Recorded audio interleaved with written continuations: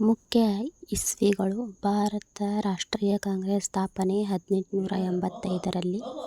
ಮಂದಗಾಮಿಗಳ ಯುಗ 1885ರಿಂದ 1905.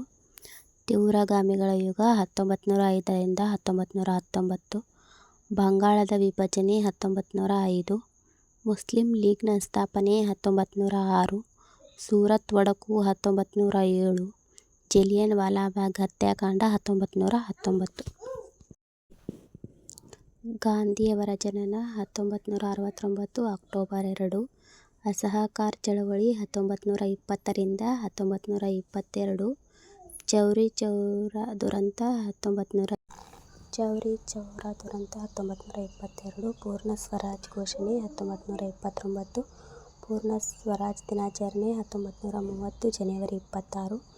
ಉಪ್ಪಿನ ಸತ್ಯಾಗ್ರಹ 1930 ಮಾರ್ಚ್ 12. ಎರಡನೇ ವಿಶ್ವ ಸಮರ 1939ರಿಂದ 1945.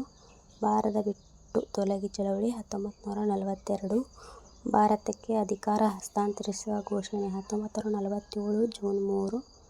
ಸ್ವತಂತ್ರ ಪಾಕಿಸ್ತಾನದ ರಚನೆ 1947 ಆಗಸ್ಟ್ 14ರಂದು. ಸ್ವತಂತ್ರ ಭಾರತ ರಚನೆ 1947 ಆಗಸ್ಟ್ 15ರಂದು.